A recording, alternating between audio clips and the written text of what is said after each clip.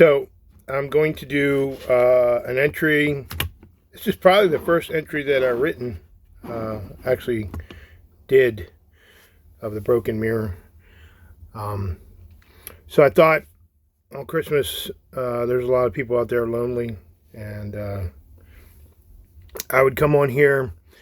Now, like I said, usually I'm not reading these like on video. Like I'm like have everything kind of studio-like, recording words up on the screen so that I can read it, for my professional audiobook that I did for The Mirror and The Broken Mirror. So hopefully they'll be dropping January and February, and the new book will drop before the old book. So this entry, I hope you can reflect and tell me if you've ever been there. So I'm going to try to read this the best I can. Like I said, I don't read this to people. I try to get the MP4s or MP3s and try to submit them, but Facebook doesn't know how to do that yet. So let me pull these. You ever have your glasses so tight on your face that they steam up? All right. So this is from The Broken Mirror, and this entry is called Loneliness. Have you ever felt lonely? Where you felt pushed away, forgotten, and not loved? The kind of loneliness only certain people can describe. The loneliness of never wanting to come back, of thinking about taking your life, feeling that it would be better if you were gone from this world.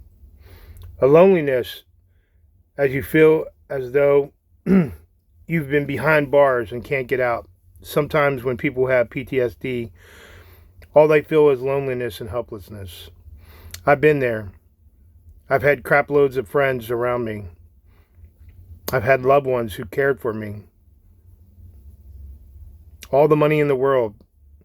Anything that you could do, you could do or say could not cheer me up, because I was down and rooted into this dark place.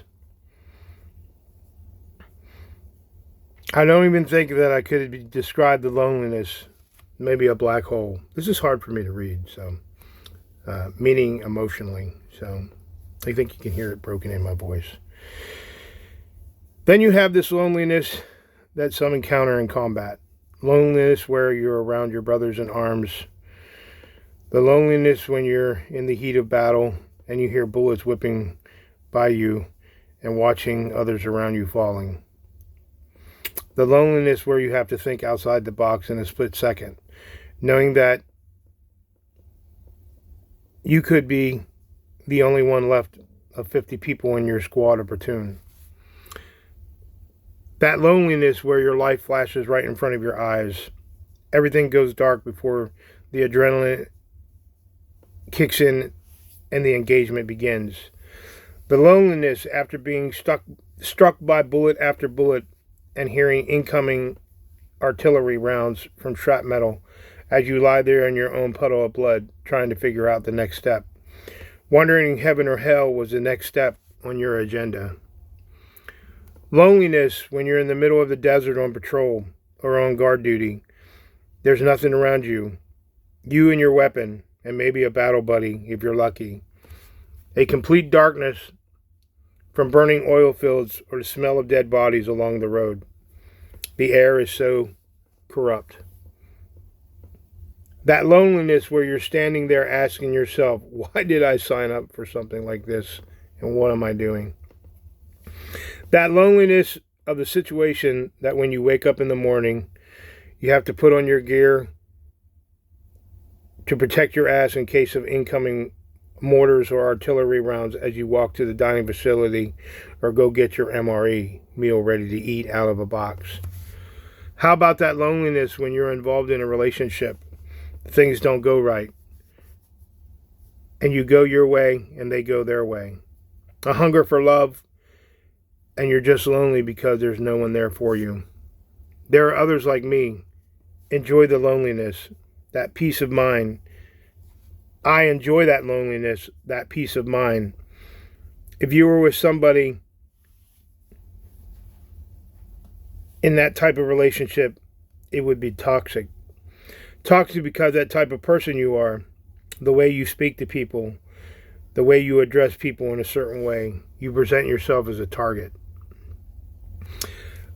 I could probably go on and on with case after case of loneliness, suicidal thoughts, a shelter we build around ourselves where we can't let anyone in because we are afraid to. People look at you, they judge a book by its cover, not knowing what's really inside. In my case, there's a lot of darkness and some happiness, but not a lot of that. I tell people that because when I was younger, before I was 19, it was funny. I was an outgoing person, always wanting to be a part of the crowd, that group. And now after going to combat for my first time, wondering if I was ever going to go home and see my parents, realizing at the point where letters and mails to the outside world and communication stopped because of where we were in our situation, because we did not want to be compromised. Holding on to that last letter or something that was sent in a care package.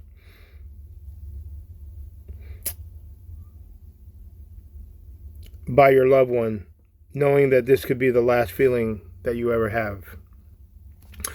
So basic survival skills kick in, and basically I lost my funny bone and it's never coming back. I was totally a different person after I came back from Walter Reed Army Medical Center, kind of like a manipulated clone, I guess. The loneliness when you come off the battlefield and you're wheeled into a medical psychiatric facility away from your wife and your daughter and your loved ones. There you are, sitting in this room with basic linen, a blanket, a pillow, and the nasty sheets that someone used the day before you were even there. You're looking at these four walls, and they're looking back at you. That loneliness where you have no one to talk to, so you talk to the walls and the invisible entity that's in the room that speaks back to you. Let's talk about loneliness when you walk down that long hallway in the psychiatric ward to your daily activities. That loneliness, how quiet and empty the hallways are, and sometimes no lights at the end of it all. The empty, dark, lonely hallway and a little light at the end, your comfort zone. I could go on loneliness, but I think you're getting the message. I hope that this is reflecting somehow. Sometimes sitting here with my animals, as they are my escape, lonely, watching the expressions on their faces, my cat, my dog, as I talk to myself on the phone, as I write these entries, or speak these entries, wondering when their lives of my cat or dog will come to an end, how lonely it will be, no one to talk to, my empty heart, an empty soul, my empty me, sitting in my house or wherever I am, sitting in my room, no lights, or maybe listening to some demonic music or some classical music, or something new that we've entered into called dark country. A loneliness where your own daughter doesn't answer your calls. Trying to figure out what is going on and where is this ending. Coping mechanisms to help you when you're lonely. After everything I talked about being lonely, put yourself in this situation that I was in, or that you could be in, a situation. I think about the mechanisms that we use to take these lonelinesses away. So yeah, that was kind of hard to read. Like I said, usually I'm not buried deep down looking at a little font. But Merry Christmas. If you're lonely, I hope this, reaches you. I am the voice of the voiceless.